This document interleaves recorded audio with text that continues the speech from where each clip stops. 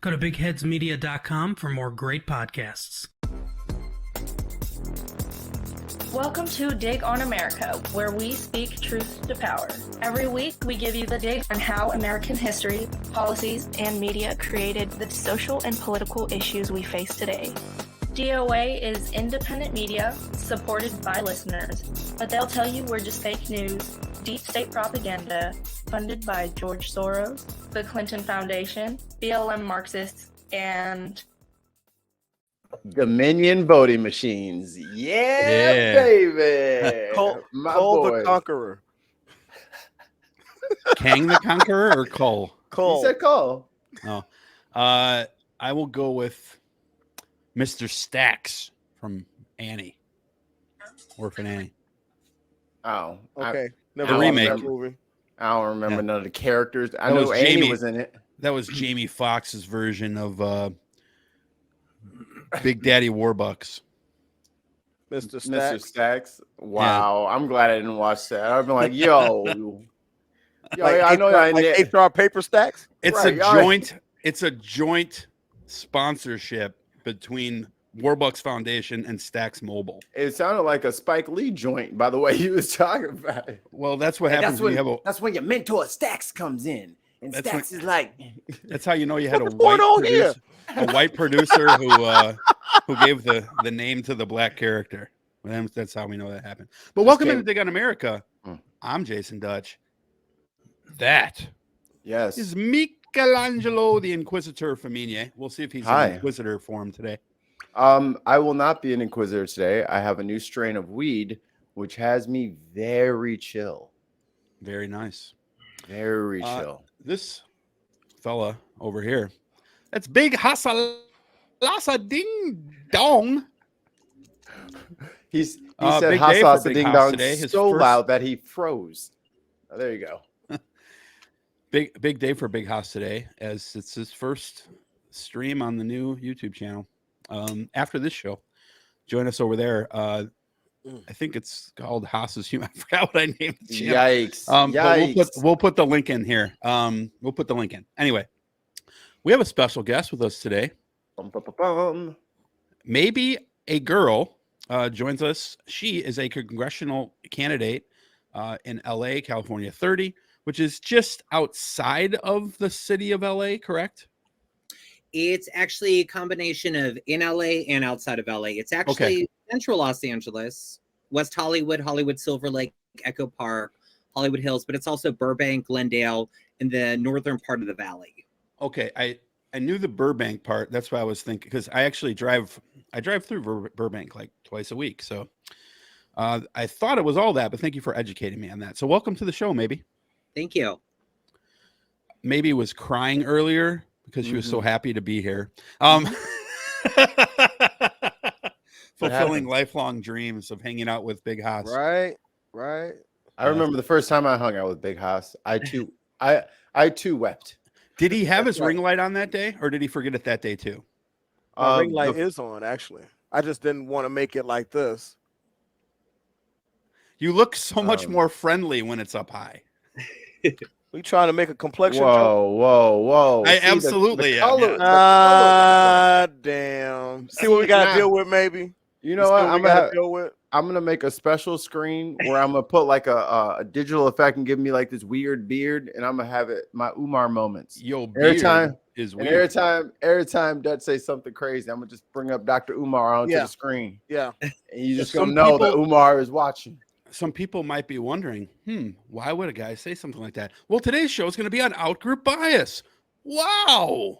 Dun, dun, See how dun, I segued that? dun. All right. So, but before we do that, in the second hour, in the first hour, we're going to talk to Maybe about her congressional campaign, and we'll start that with a little game. And Dutch, while I get the game together, you're gonna go ahead and shill the rest of the shows on the network, right? So we don't forget. I will. Yes, I will do that. Thank you, fine sir. So tomorrow we're going to be debating CRT over on our other show, Breaking Barriers. So tune in tomorrow at 6 p.m. Pacific. That is 9 p.m. Eastern for Breaking Barriers, right here with Kimberly Kay and Dino. And on Sunday, We have Melanie D'Arrigo, congressional candidate, joining Lauren Hubbard for Last Call with Lauren Hubbard. And then Friday, you can catch me and Marissa talking shit about Twitter stuff on Twitch only. So check out those shows and check us out on Patreon, you assholes. Patreon.com. Give us your money. /Dig on America. Because we're not going to do. In fact, I'm going to start out the second hour with some bitching. So I got some bitching to do. Here we go. But right now, we're not going to do that bitching. That's new uncharted territory. And better customer. Last thing to pitch before we go to maybe audio came out today for Lauren's interview with Amane Badhasso, another progressive who was running in Minnesota, and just had her primary yesterday. Unfortunately, she didn't win, but ran a fantastic campaign. So check that out as well. Mikey, could you please inform our new friend Maebe the importance to her campaign? Oh, well. I don't want to undersell it, but we're on a razor's edge here. These 4 questions will be what packs the polls, or it's ghost poll time. The linchpin to your campaign. I didn't want to say the L word, but you braver than me. Linchpin. Lesbian?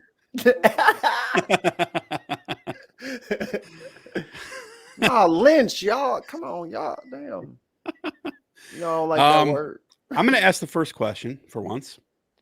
And this morning, so maybe, again, we're asking 4 questions. You'll give us 4 answers. Your campaign will sync with the wrong answers. So think carefully. That's right. That's right. This morning, I had toast.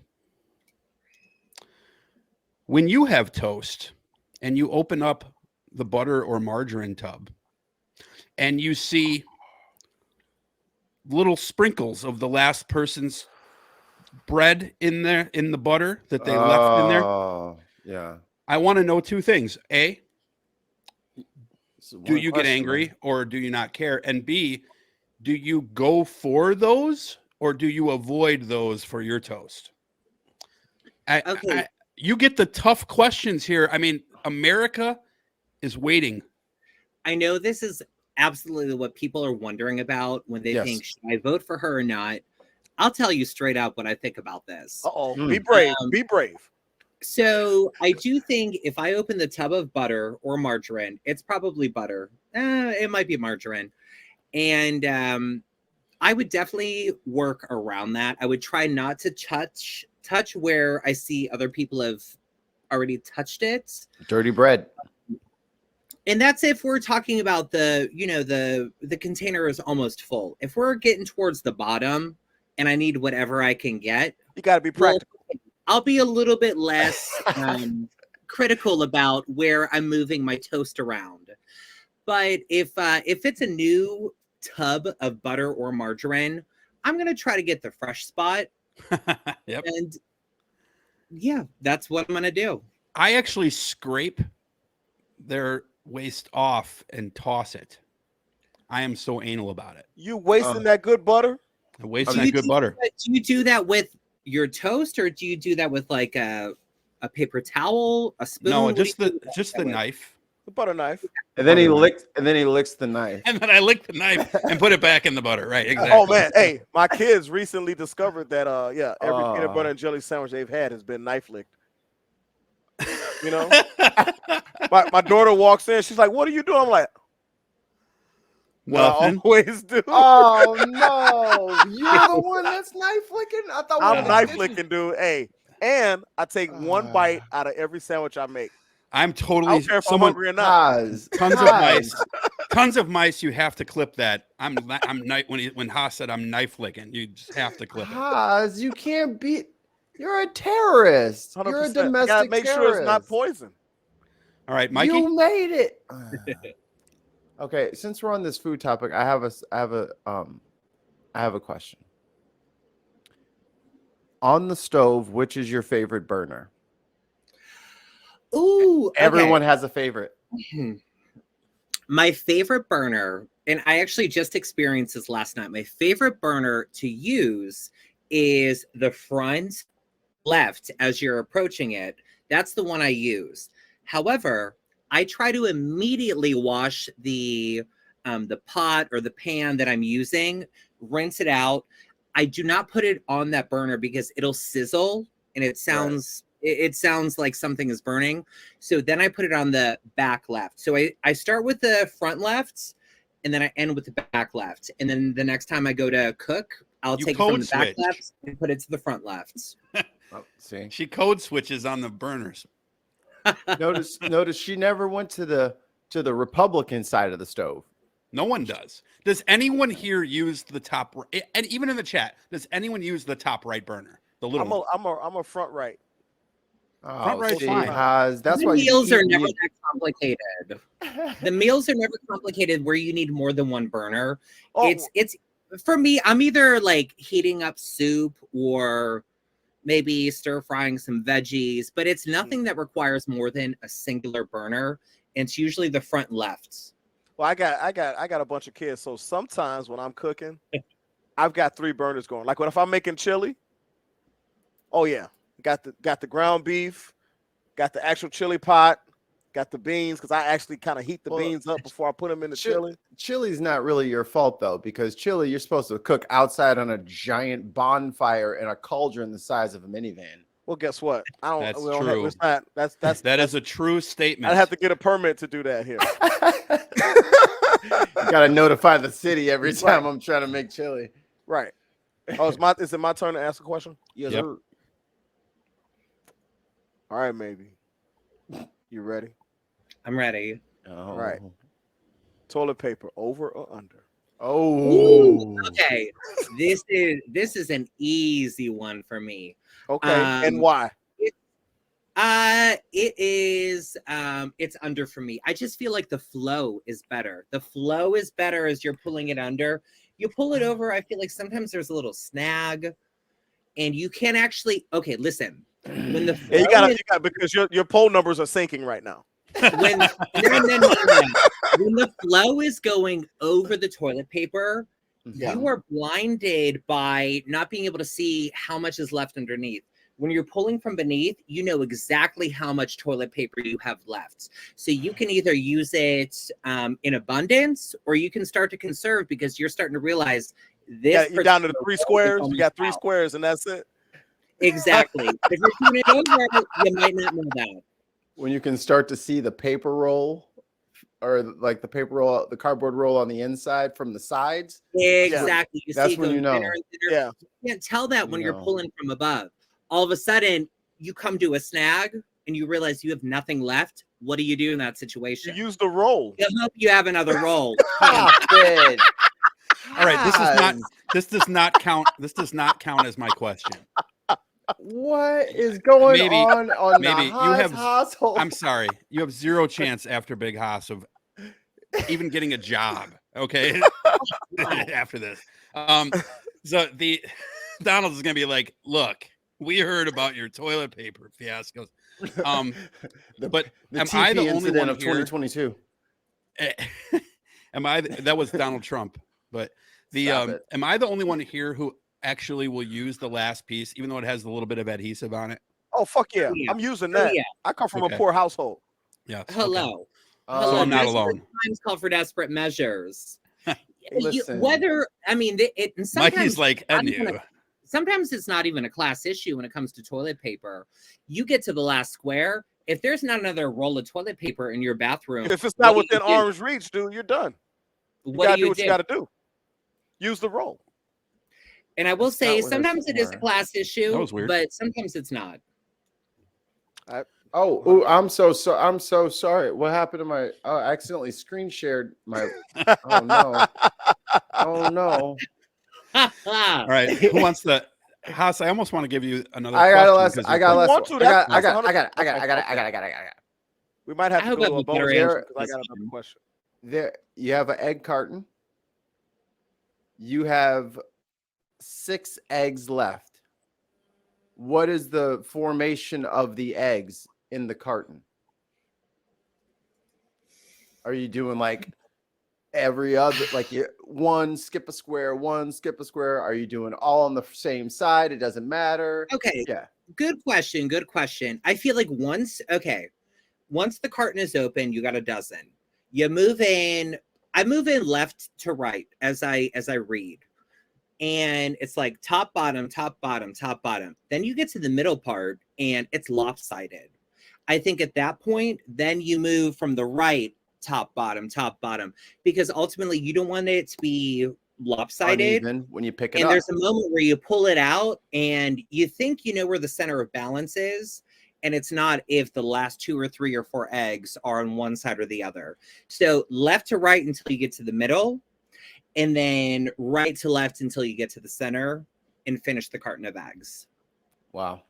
Nailed it. Okay. I totally agree, because I started doing that about 1.5 years ago, 2 years ago, because once I reached in the refrigerator, I started paying attention to it. I reached in the cabinet in the fridge one time and grabbed the eggs, and all of the eggs were on the opposite side. Yep. So I dropped it. So I'm like, Yep. you know what? We need to start taking the eggs out till you get to the middle. And if I see someone not do it in my household, I literally move the eggs to the middle. Poor Dutch. Them heavy eggs just slip right out of his Right old fingers. paws. He My just old- couldn't grip. I do have arthritis. Are you shaming me for my disability? No. But Couldn't lift them heavy. no, I don't. You can. I don't have it that bad. So, but all right. So maybe tell us your elevator pitch. Why are you running for Congress? What drove you to do so? Thank you for asking that question. So it's it's a broad question. There's not like a quick. I mean, there is a quick elevator pitch if I have to make it, but do I have to make the quick elevator pitch right now? Or You can do it however you want. The world is your oyster. So essentially, so I've been involved. I mean, I've been interested in politics for a long time now, and how that impacts myself, my family, my neighbors, my community, and everybody. I've been actually involved in politics for going on 4 years now. I ran for the Silver Lake Neighborhood Council here in Los Angeles in early 2019. I ended up winning my election, and it was really cool because I ran as my authentic, open self. I said, hey, I am an openly trans, queer person. I'm also a drag queen, but these are my ideas. Do not vote for me because I'm just a queer, trans, drag person. Vote for me because you believe in the ideas that I'm running on. And I got elected in my community council. So for anybody who's watching, or for any of you that don't live in Los Angeles, LA has essentially 3 levels of government. There is the mayor. We have a weak mayor system, a strong city council system. There is 1 mayor, 15 city council members, and then there are 99 neighborhood council districts. The neighborhood councils are essentially supposed to be advisory councils to city council. So whenever a city council is voting on any sort of legislation, any neighborhood council can say, you know what, we have voted to approve this legislation. We have voted to oppose this legislation. And then city council is supposed to take that into consideration whenever they vote on whatever it is. They don't necessarily do that. And that has been one of the frustrations that I've experienced ever since being elected to the Silver Lake Neighborhood Council. It's been a really cool experience overall, but I was actually kind of shocked to find out that I was the first drag queen ever elected to be in public office. I wasn't elected to be a drag queen in office, but I happen to be a working drag queen who was elected to public office. And the reason it shocked me is because drag performers and folks who are involved in the drag community tend to be a little bit more politically and socially in tune with things that are happening.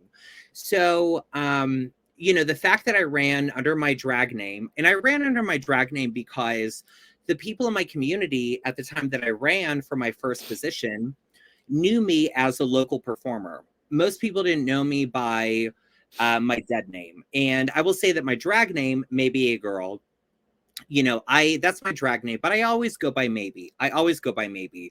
That's my chosen name as a drag person. So I wanted to run under that name, and I ended up getting elected. And I will say that, folks who are involved with my particular neighborhood council appreciate me for the most part. I mean, I got reelected, and I try to do everything I can on my neighborhood council. I've never missed a meeting. I have, been very explicit about what I'm passionate about and the things that I want to see changed in my neighborhood, in my city, and so forth. And so I did that for a while, and I started to realize that I was getting frustrated because the neighborhood council system in Los Angeles, we are the most low-level elected officials in the city of Los Angeles. We're elected officials, but we essentially have no power. And I'm not running for power. I'm running to be able to change the things that are affecting my community. That's why I ran for a seat on my community board. But we can't actually do that without the help of city council. And so I've been trying to use my position as an elected official to change how city council here in Los Angeles is putting out legislation. As a very particular and specific instance, yesterday we had a city council meeting here in Los Angeles. I don't know if anybody heard about this. It did make it to LA Times and a couple of local sources here in LA. But LA City Council yesterday was voting on an ordinance that was to expand an ordinance known as 4118, which is essentially, it's known as the sit, lie, sleep law. And what it does is it makes it illegal to be homeless, to be experiencing homelessness in Los Angeles. If you are within, 50 feet of a school, a daycare, which, I know that people have concerns about that, but also within a park, within a freeway, underpass, within a loading dock. And it really makes you ask, well, where is it actually legal to be homeless in the city of Los Angeles? The thing is, nobody wants to be experiencing homelessness.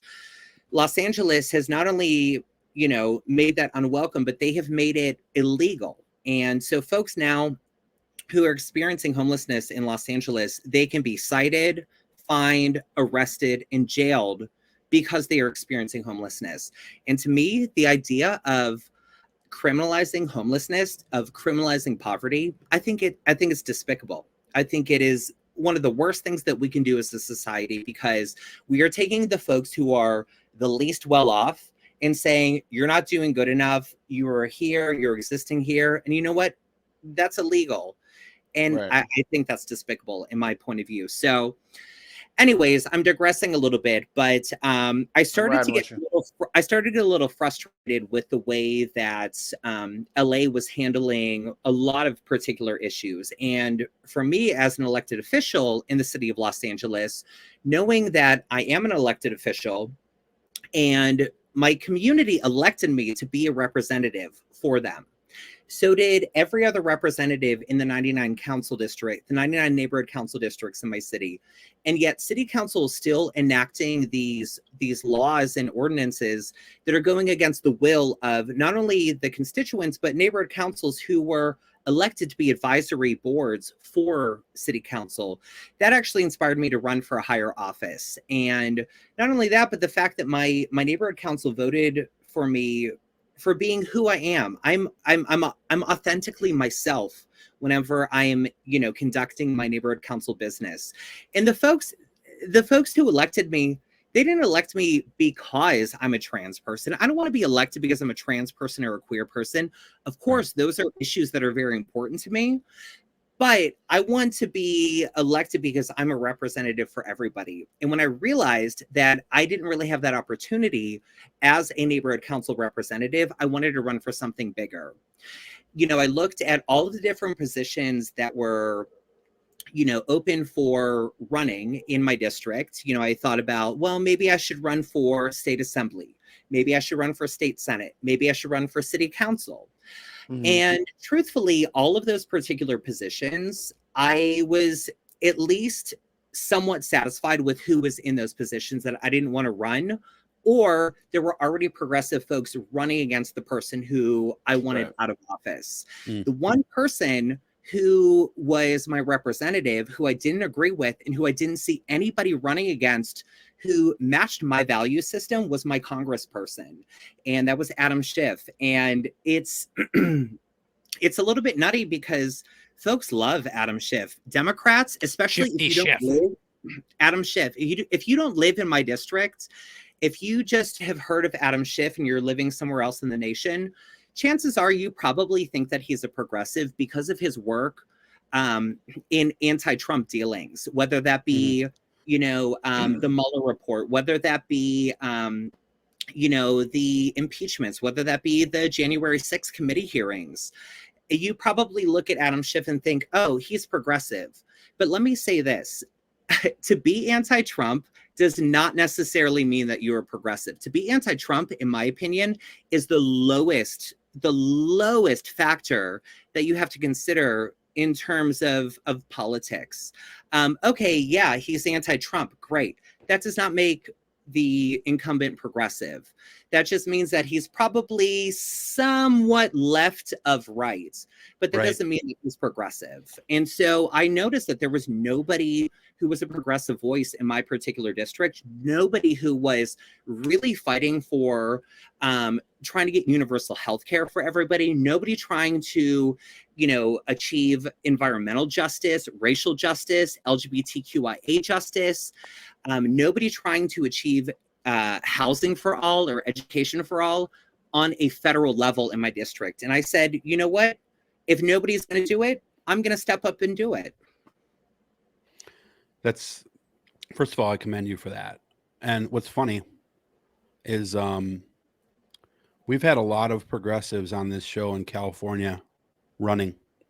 Lauren Hubbard was one of them. He's now part of our network. Angelica Duenas. Love Angelica. Is a good friend of our show. She's been on here a couple of times. There's actually a long list, but the point is, I keep hearing that California is a progressive state. In fact, I want to say Bernie got 38 to 40%. He won California in the last primary with a plurality. He obviously did not have a majority because you had 1,000 candidates. But I keep hearing how we're progressive, yet we have an establishment governor. Now, I don't hate Newsom, but I don't like him. We have Ditto. We have Pelosi. We had Shahid Buttar, by the way, a huge progressive on the show. Gets nothing but hate. We hate campaigns. We've got Feinstein. We've got. Now I will admit I don't know as much about the dude who took was it Bakara, however you say his name, who took over for Kamala when she. I don't know as much about it. He was like the Secretary of State or something like that. Unless I'm mixing people up. Haas, did he just get Kamala right on the first try? I always get. I haven't got Kamala wrong for like 3 years. Hey, pretty sure. sure. Your damn mind. I did like this on the fly. I was like, right. I don't remember what I was talking about now. Thanks, because anyway, I remember. Believe me, but they keep telling me this, and I can only think of maybe one progressive in Congress or in any major state office, Senate, governor, assembly.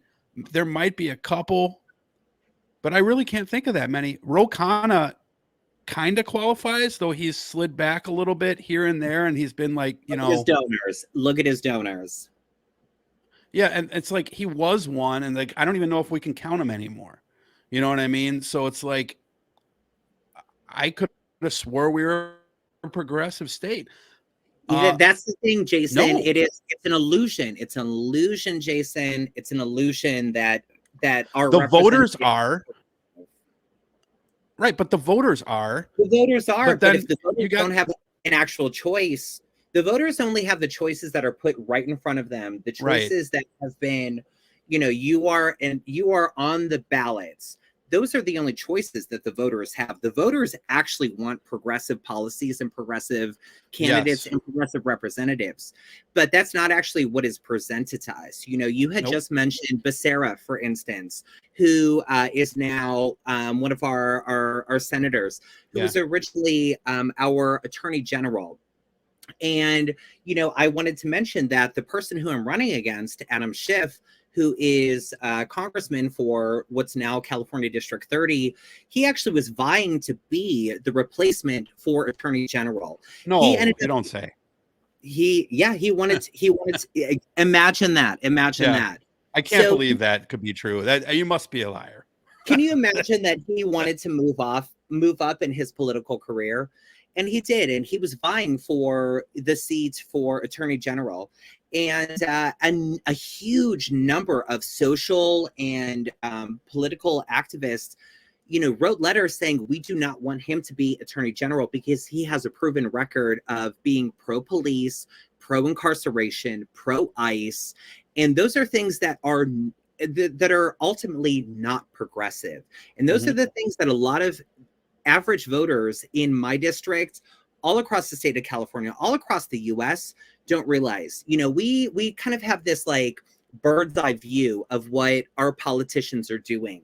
But if you really dig into our politicians' records, dig into your own politicians' records, you will probably find that they are funded by very ugly, dirty, dark money, that they are funded by you know, political action committees that are funded by corporations. My particular person who I'm running against, he is funded. You look at who he's funded by, and it's the American Military Industrial Complex. He is funded by Raytheon, by Northrop Grumman, by all of these weapons manufacturers. Who all happen to be in his district, by the way. Hello, who are all here. And let me ask you, what is progressive about voting for war issues? What is progressive about, you know, promoting the ideals of weapons manufacturers? That is not progressive whatsoever. And that is something that I'm against. And that is why I have committed to be completely grassroots, people-powered, corporate free. Because when you are a politician that starts accepting corporate donations, you are obligated to those corporations. Corporations are not charity. They're not saying, oh, let me fund this candidate because, oh, we are a charity. Corporations are funding candidates because they are expecting something in return. And they know that when these candidates get in office, they will be voting for their interests rather than the interests of the people who elected them. Well, do you get as much hate? Do you get as much hate as we do from the center left? Oh, absolutely. I mean, they hate this show. They hate it. I imagine that. And you know what? I have had a lot of people come against me simply because of the fact that I'm running against Adam Schiff, who in many folks' eyes, in many centrist, moderates, out of touch eyes are thinking, oh my God, Adam Schiff he's a savior. Well, he's anti-Trump. He's got to be the best. He's anti-Republican, but he actually votes in the same ways that many of those voters actually vote in. When I literally said this the other day, I said, a lot of Adam Schiff super fans are mad at me because I ran against him. However, I am the only candidate who ran in my district out of the 9 people that ran who actually was able to prevent a MAGA Republican from being on the ballot in the general election. This is the first time that there are 2 Democrats running in my district. This is the first time that Democratic voters, which are the overwhelming majority of voters in my district, 72 to 78% of voters vote Democratic in my district. Yeah. For the past 21 plus years, they've only had the option of either Adam Schiff or a Republican. Who are they going to vote? Obviously, Adam Schiff. This is the first time they have a choice of a moderate or a progressive leftist Democrat who is not beholden by corporate interests. Right. They've had, correct me if I'm wrong, did they not have a Green Party member in like 2018? Jason, let me tell you, they actually had a Green Party member run in this election. One of the 9 members that ran in this election, the primary, was a Green Party member. But you know what? They were actually an eco-fascist. And people are like, eco-fascist, what's that? Well, you know what? They were in line with a lot of environmental policies, but they were very fascist in other policies, particularly when it comes to immigration. They were very anti-immigration. And let me tell you, my district that I live in, we have a huge amount of immigrants in this district. And you know what? Those people matter. And in the minds of that eco-fascist, they did not matter. And that's why I said, I cannot let this person win.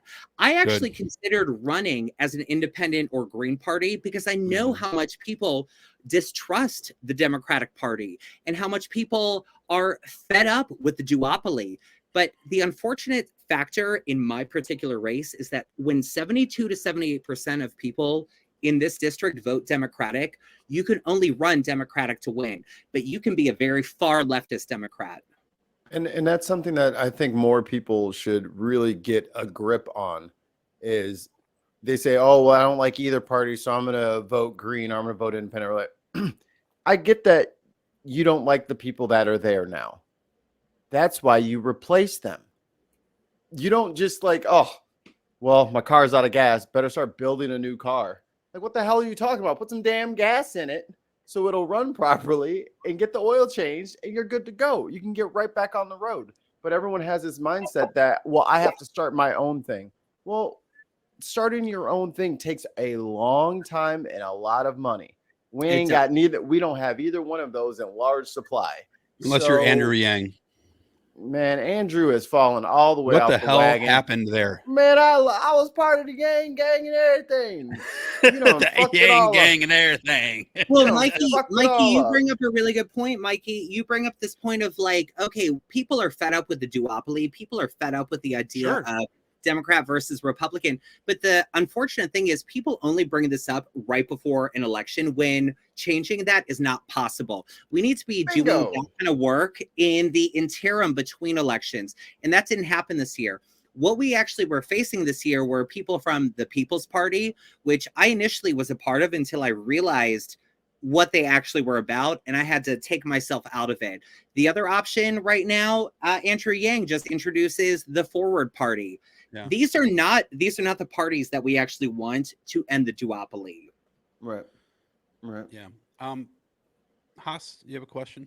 I was just gonna say that to piggyback on Mikey's point, it always seems to happen during election cycles, but it's that, oh, I don't like SUVs or sedans, so I'm just gonna walk. Or I'm gonna ride a bike, I'm gonna ride a skateboard now. It's like, don't do that. Yeah. Because what you're doing is breaking off votes, most likely from the Democrat side. Because guess what? The GOP side, if it's an R next to the name, they're voting for him. Yep. Yeah. Period. Absolutely. I'll be interested to see what happens with this whole Liz Cheney thing. But the idea of the third party, the idea of breaking the duopoly, I want to see that happen the day after the general election so that we have a full cycle to work for that to happen for the next cycle. You only see it happening weeks and months before the next midterm or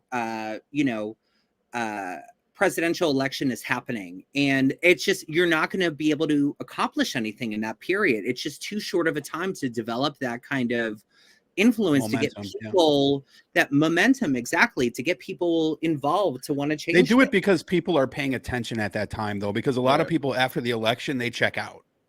So how do we get people to? And that's why the Democrats get their ass whooped in the midterms like this November. Right, Republicans don't check out, and here's the and I just want to make sure that I say this point because I said this the other day when we had Odessa Kelly and Amane Badhasso on. They're sitting there and they're talking, and I know for a fact this is true of you as well, and I know it's true of me, and I know it's true of my two co-hosts. You don't know. I don't like consider myself to be far left. Right. When I think of myself, I think I'm like a normal guy. Right. it's the Overton window that's the problem, because I keep thinking, and like we were talking about before, maybe with like all of the Democrats that are elected in California, these corporatists, I thought we were a progressive state. Where's our health care? You know, yeah, we do okay on minimum wage, but it's all local, right? It's not really the state funded, it's local funded, and that's fine. But you have all these ideas that pull at like 60, 70, 80%, like universal healthcare / single payer, whatever you want to call it, a living wage, money out of politics being like the major one, you know, lowering prescription drug prices, all of these, green energy, at least transitioning to green energy in some capacity. All these ideas pull well over 50%. But when you have someone who goes to Congress and tries to introduce policy to do it, they call you a Bernie bro, and they blame you for Hillary losing in 2016. And it's like, what the fuck is going on here? I don't understand it. Those are mainstream ideas. Why am I a radical? Exactly. Jason, I have a couple of things I want to say about that. First of all, the idea of the radical leftist, there is nothing radical about wanting universal healthcare, universal housing, universal education for everybody. There is nothing radical about wanting environmental justice. There's nothing radical about wanting racial justice. There's nothing radical about wanting LGBTQIA rights, reproductive rights, alleviating homelessness, or staying out of war. Those are not radical ideas. They are only radical in the spectrum of what we are dealing with right now, but they are not actually radical ideas. And also, my second point is that to be a moderate, to be a centrist, you have to be in a position of privilege to be okay with the status quo, to be okay with how things are. You really can't be suffering that much if you are okay with how things are. But if you are somebody experiencing homelessness, if you are somebody who cannot afford housing, who cannot afford education, who cannot afford healthcare, then you are probably to the left of the middle, but there is nothing radical about that. So the depiction of leftists as being radical because they want healthcare, housing, education, and justice for minority groups, it's so out of line of what a lot of people are experiencing, and that it's just not radical. It's not. It's definitely not. Mikey, Haas, you guys get the next. I don't know if our main cheese connoisseur, Mr. Bristol, is in the live chat. Where are you at, Tim? But that Tim is a political science. He ran for office out in Connecticut, and his thesis was on campaign finance. And unfortunately, it ain't gonna be an easy row to hoe when it comes to getting corporate Democrats to say, and I'll never take corporate money again, because once you're on the teat, you're on. Like you ain't detaching from that bad boy. It's like blood in, blood out. But that's why it's important for us to stay involved in our local and state politics, because there are people running who want to get rid of the corporate money, but they have to win so that we can start getting rid of the corporate money and to flush the system out. So it's so thanks, maybe. I made a very cool clip. I will send it over to you on Twitter. No, and I honestly, I appreciate that. Maybe it's fire. And it's actually so funny because, okay, so my campaign, as well as a number of other local campaigns here, not only in the LA area, but all across California and all across the US, are pledging not to take any sort of corporate interest money, pledging not to take, corporate PAC money, not taking money from weapons manufacturers, big pharma, big oil, etc. What's funny about it is those organizations probably wouldn't want to fund us anyways because they know about that.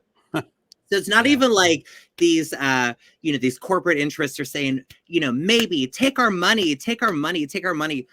No, I'm saying no. There's so many other candidates that are saying no. And the fact of the matter is that we want to say no because we don't want their influence whenever we are elected to office and voting on measures. And what's wrong about that sort of influence is the fact that the majority of folks who are already in the U.S. House of Representatives, who are already in the U.S. Senate, are majorly funded by these corporate interests. Folks in my district, they don't know that my opponent is very well funded by weapons manufacturers, by pharmaceuticals, by big oil, by all of these corporate interests that as progressives we are opposed to, because the average person is not going to their representative's campaign page and looking, oh, okay, who's funding them? Who's funding them? They trust them on their word. But the fact of the matter is their word is not actually worthy. Their word is not worthy. Word is bond, they used to say. But it's not. It's not Now, what these anymore.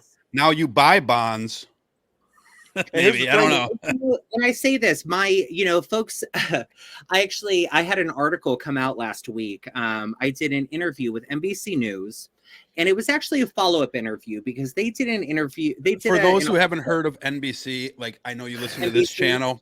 We're big. NBC is this tiny little channel. Just this little, yeah. I don't know if you've heard of NBC, but they put out an article saying these are the candidates who are going to be in the general election. It's this many men, it's this many women, and a drag queen. I was the drag queen.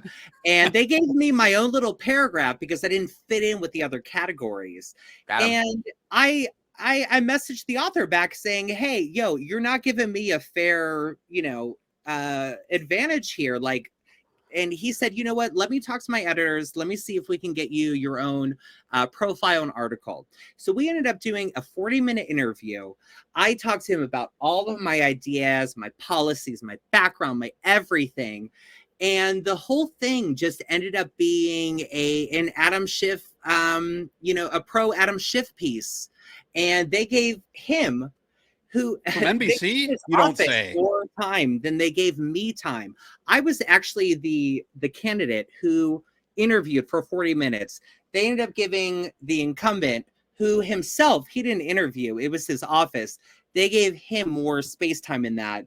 And it really frustrates me that the media, that so many people are against the idea of regular people, folks like you and I who have lived experience about what it's like to struggle to pay rent, to struggle to pay insurance, to struggle to get health care, to keep a job. We don't have a voice in all of this. We are the people who should be running this nation. That is what democracy is, in my opinion. And it's so funny to me that a lot of conservatives and the general populace, they have a lot of "We the People" stickers, bumper stickers, signs, and stuff like that. Don't tread on me. When you look at the policies that a lot of GOP candidates push forward, it's like we, the people of the right, are supporting these policies that disadvantage the people we hate. But then when it comes to things that really matter, that they actually support, like universal health care and things like that, those same candidates that they've put in office are stifling them from that. A lot of union people here, especially in the Midwest, are conservative. Yep. But the GOP, when you look at the GOP policies and measures as it pertains to unions, it's very anti-union, very pro-corporate. And you're looking at these pipe fitters and other union workers, these union tradesmen that are staunchly conservative.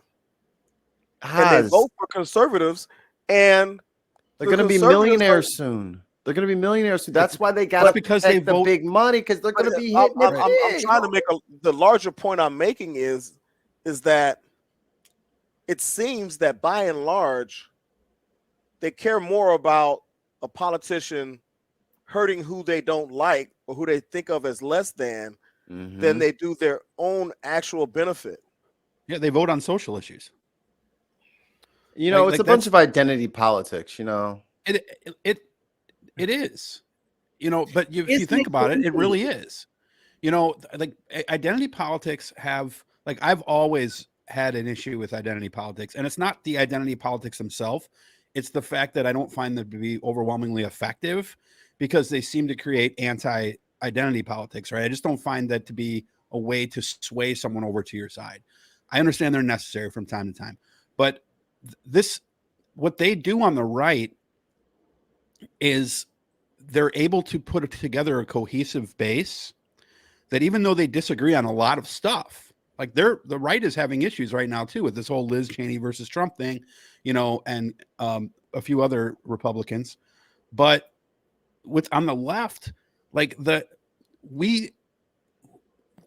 if someone says that they supported Bernie Sanders, or if someone says that they support maybe a girl, or someone says that they support Lauren Hubbard, or whoever the case may be, they're just the shitstorm that falls over your head. And True. like, look, let me show you a real quick example here. All right, I hate to do this, but I'm gonna out. So this while person, you pull it right? up, I'll just say this. I got it right here. So, but they just do- read. they do- a lot of the same thing happens on the left.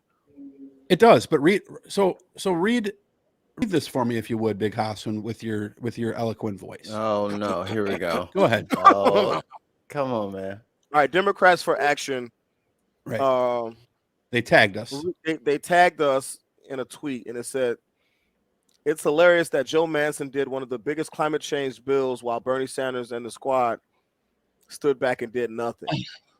Then we responded. Manchin taking a victory lap after being basically bribed to vote with the party he's supposed to be in for once, and you cheer him. That's pretty hilarious too. You know, why don't you pick up your smartphone and join the stream? You might learn something in the convo. Would you But like they to won't. see the reply? Blocks. Yes, please. No. Here's the two replies. Read them, Haas. Not You triggered. You seem triggered. Gaslighting. This is a Manchin bill that went through Sanders, and he added nothing. I got nothing to learn from white apologist leftists. Wow. Let me just check something real quick. Is Democrats for Action actually a Democrat? So Democrats for Action, they tag us all the time. Them and like 12 or 15 other centrist accounts, right? And look, don't tag us if you're not gonna come on the show. I've mentioned before. I appreciate what Democrats for Action does. They position themselves as a democratic organization. I'm reading from their page, working to elect Democrats up and down the ballot. Our goal is to empower diverse candidates and rebuild rural America. Look, that sounds like a good message. Then fucking do it. Like, Yeah. And come on the show. Come on the show. Why are you more concerned? And maybe I'm going to guess that you somehow understand what I'm saying. They're more concerned about us than they are about goddamn MAGA. Oh my God, Jason, I 100% understand what you're saying. You initially started this conversation off talking about identity politics. Let me tell you, I am somebody who has been pounded with accusations of, oh my God, you are running off of this idea of identity politics. Let me say, yes, I am a trans non-binary person. I am a queer person. I am a drag queen. I'm a leftist, but I'm not running off of this idea. That's not that identity I'm a politics. queer person, you know? But in every media portrayal that I have received, there has been an overemphasis on me being queer, me being a drag queen, me being a trans person, and fighting for those issues. And yes, I'm fighting for those issues, but on an intersectional humanitarian level, in accordance with healthcare for all, housing for all, education for all, environmental justice. It's all interconnected on an intersectional humanitarian level. But to be accused of just running on identity politics, it's not true. And that is what's being thrown at me as a candidate. And that's what's being thrown at a lot of candidates like me. Easy label. It's an easy label to put on people that allow folk that are looking for a reason not to consider you to use as cover for not considering you. You know what I mean? Because people don't look, a lot of people, they don't go to at maybe a girl and look at your page and look at your ideas and say, oh, I agree with that. I agree with that. I agree with that. They see maybe a girl, queer, non-binary, trans, da-da-da-da-da. Well, she's crazy. Then that's it. And I'm lucky if they even say she. Right. So, it's amazing the things that people will use, the flimsiest things they'll use as cover for their underlying bias. Wow. This is the title of your article? This is the title. These are the titles that I'm getting. So this is from World Times Today. I don't know who that is. Thanks, Laura. Thanks, Laura Coffey. Thanks, Laura Coffey, for that. That's the title of your article? You got to read it out loud. This is a podcast. Oh, I'm sorry. You're right. You're right. This one yet. You're right. Go ahead. Maybe why don't you read out your own headline from World Times Today? I'd love to read it. Schiff faces a challenge from a non-binary transgender drag queen. The horror. Yeah. It says this is a little bit smaller. I don't know if you can see it. It says G maybe a girl. I'm not gonna. I wasn't gonna. I didn't know. I didn't want to put your information out there. You know what? A progressive Democrat and drag queen who identifies as non-binary transgender is challenging Schiff in 2022. Girls received slightly less than 13% of primary school poll, who was well behind Schiff. They can't even spell. This place doesn't even deserve this. But like every single article on you. Can you still see my screen here? Yeah, literally. This is what I'm telling you. It's all about the drag queen, the trans person. This is not why I'm running. This is shit. You got a Wikipedia page though. You do have your own Wikipedia page. I do. I do have my own Wikipedia page. Shit. I wonder how it starts. It says, is an American drag queen and politician. It dead names me. It dead names me. Yeah, that's why I took you off screen. We've asked repeatedly to have my dead name removed from my Wikipedia page, but it's still in progress. It didn't go out. It didn't go out. You're good to go. I don't think they do that for anybody though, because they didn't do it for like Chad Ochocinco. Well, they should. They should. They really should. That particular thing, I don't think is, and they singled you out on, but the rest of those articles, like, what is there something else to talk about? Well, there are 1,000 issues to talk about. That's the thing, is like there's 1,000 other things to talk about and 1,000 other things I want to talk about. But I have kept saying that every time I do a media interview, there is this hyper focus on my queerness, my transness, my dragness. And yes, those are a part of not who I am on my platform, but it's not that's not the main thing. But it's okay, so real. I'm sorry to step on you, but you know what? Let's not even talk about it.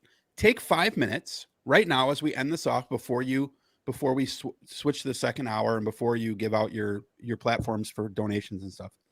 Take 5 minutes and tell us. We want to know, what's your platform? Yeah, absolutely. I would love to tell you about what my platform actually is. My platform is actually an intersectional humanitarian platform. My platform includes universal health care, housing for all, education for all, environmental justice, racial justice, LGBTQIA rights, reproductive rights, gun control, alleviating homelessness, and staying out of war. All of those issues are extremely important to me, extremely important to other people, and they're all interconnected. They are intersectional issues. You cannot have racial justice or LGBTQIA justice without healthcare justice, without housing justice, without educational justice. They are all interconnected. And so what I'm saying is that we have so many people who are deserving of rights who are not receiving them because they don't belong in the majority. America at this point is a collective of minority, individual, oppressed populations who need to band together and fight for the rights of each other.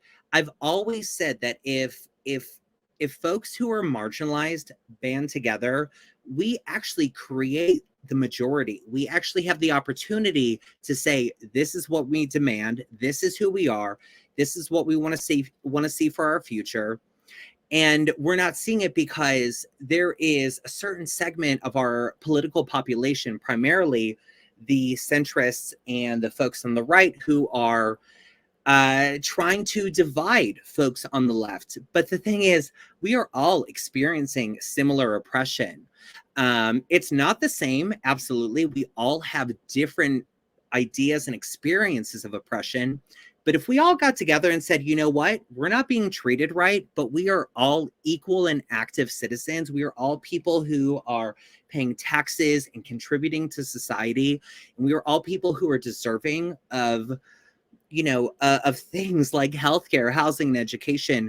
We could actually achieve it. And it's something that we are not seeing as it is. I also want to say that in terms of my particular campaign, I am running as a corporate-free, grassroots, people-powered candidate.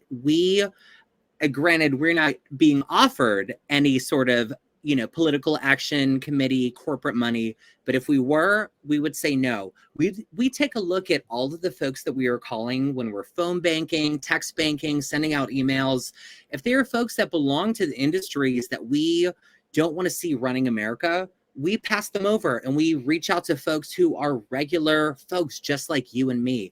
The idea that somebody has to be a certain way to be a political candidate, to be a representative, to be a senator is so messed up. In a democracy, it needs to be folks like you and me. It needs to be everyday people with everyday experience. Folks like myself who have struggled to pay rent, who have struggled to be able to afford insurance and education. And that's not an issue that is particular just to me. That's an issue that's particular to so many people in my community, in my district, in my state, in the nation that I live in. This is not a particular interest that is just my own. This is something so many people are experiencing. And so what I'm saying is, please vote in folks who have lived experience with struggle. And that is so many of us. And the folks who have been in office for 20, 30, 40 years, who have had a salary of almost $200,000 a year, who've not had to worry about insurance, housing, education. This is not something that belongs to them. It's something that belongs to us. I lied to you. Liar. I hope before you give your links, I hope I'm not the first person to have enough respect for you to ask you this question. But let's just take two pieces that are important to me: education and healthcare. So equal opportunity education for all, equal access to healthcare for all. What's the nuts and bolts in your plan to do those things? Okay. Couple of nuts and bolts, couple of personal experiences. I'm not embarrassed to say that I was not able to finish my college education because I couldn't afford it and my parents couldn't afford it.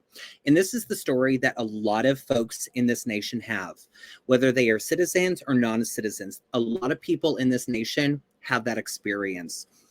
Let me first of all say that when I graduated high school, I graduated 11th out of 700 people. I had over a 4.0 GPA. I ended up going to Loyola Chicago. Hey, I went on a really? We're all Chicagoans, right? Come on, Chicago. Yes. In the building. Hello. Chi-town in the building. Were you there when they went to the Final Four? Chi-town. Look, I'm not a sports person. I can't answer that. Nobody watches college. You don't play the sports ball? Okay, never mind. Carry on. But what I will say is that it was a very distraught experience for me when I had to drop out of college because my parents got divorced and they couldn't afford to send me there anymore. It was a huge moment for me where I was like, well, what's going to be my contribution to society? And I tried so hard to be able to get back into school. I did get back into school when, I went to the city colleges. But when you're trying to go to school and try to work full time and try to pay your own rent to be able to get by, it's hard. It's really hard. And that's not a singular experience for me. That's not a singular experience for me at all.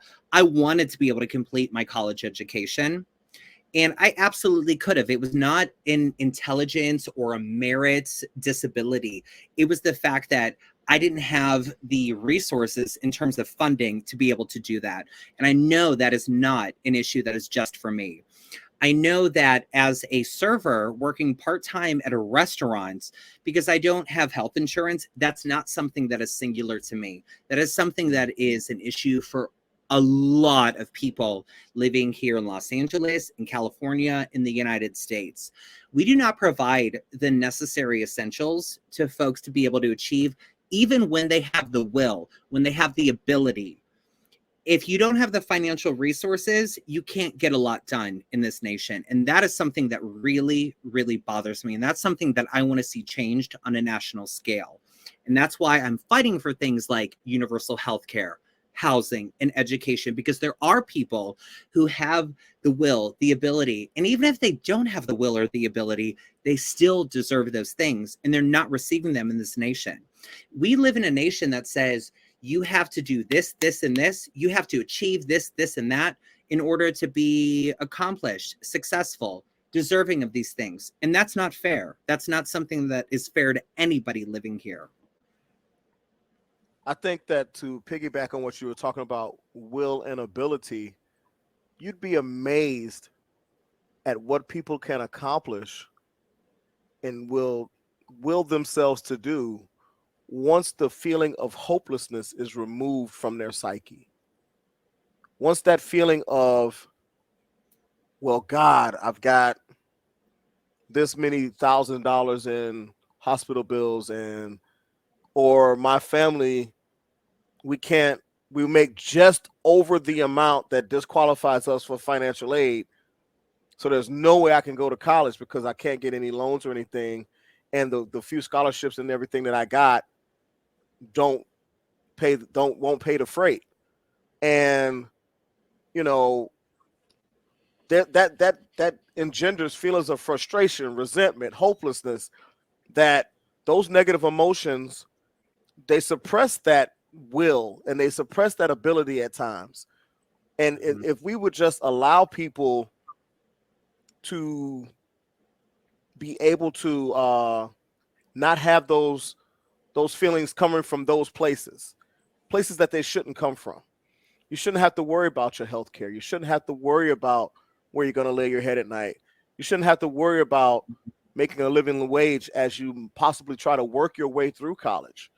And if you don't have those mental obstacles to try to think of, it's a lot easier to create. It's a lot easier to innovate. It's a lot easier to act on your aspirations and ambitions. And I think that gets lost in the sauce of rugged individualism and exceptionalism. I have a counter offer for all three of you. What if everybody was in Congress, therefore everybody got the health care? Gotta go around the system. So if we all get, gotta decalcify your third eye, man. You gotta release the chopper from your pineal gland, bro. Right. I'm saying, so once everybody gets the same care that the people in office get, then we won't. If we have it, then we won't not have it. But you know something, Mikey? We've in this country, we've conditioned people to believe that there are supposed to be have-nots. Yep. Well, you right there in front of me, you earned it. You deserve it. Yeah. Him? Success Him don't deserve it. Success is used too much as a proxy for hard work. Yeah. Right. Like like when we talk about Bezos and people want to talk, he started Amazon in his garage. Yeah. And he got $300,000 in So he worked hard for 6 years. He hasn't worked hard in fucking a decade. But that's fine there's one thing to take advantage of your opportunity, but not everybody has a $300,000 opportunity. I do. Right. You see what I mean? And that's the thing is when they talk about a lot of these quote unquote self-made millionaires, like Kylie Jenner, self-made billionaires, and you go back and you start digging in and you see how many times Fred Trump bailed out his son when he was going bankrupt and stuff through through proxy loans and things like that. I have a hot take in the second hour. Oh my. please. Oh, it's bad. Just a lot of industry moguls that are supposedly self-made.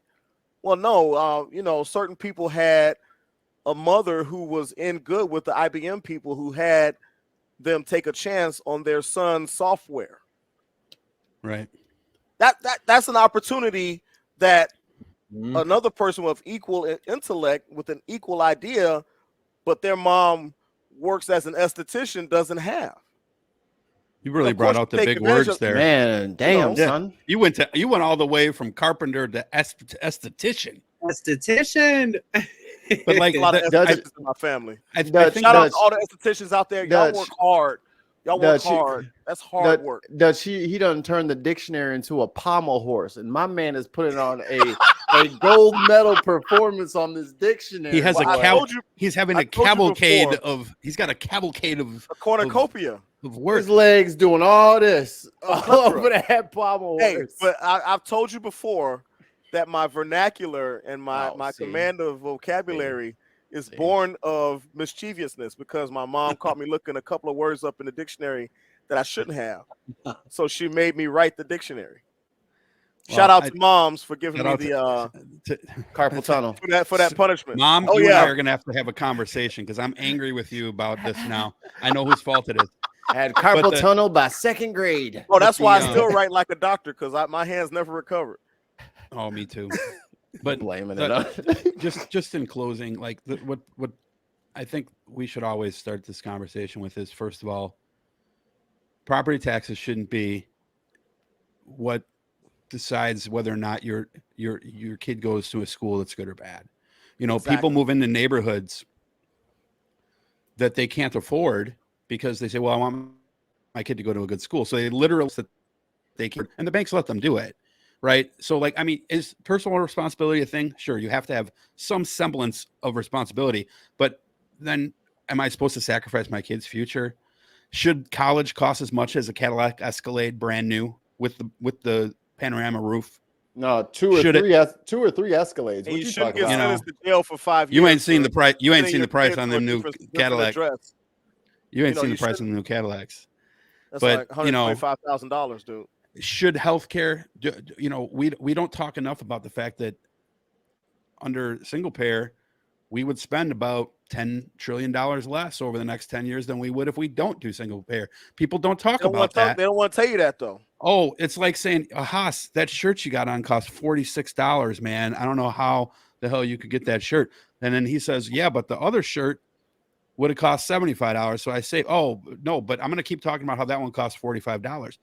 That doesn't make, that would be a stupid thing for me to say, but we don't talk about these things enough as on the left because we're too busy fighting amongst ourselves. Hey, but anyway, my group already had my tribe, my group, we already have health insurance, and that's because we pulled ourselves up by our bootstraps. Okay. That's right. So once you go out there, get your ass out there in the streets where you belong, get some bootstraps. Go find some bootstraps, you loser. He said Dutchess for the streets. But maybe I wish I could afford bootstraps.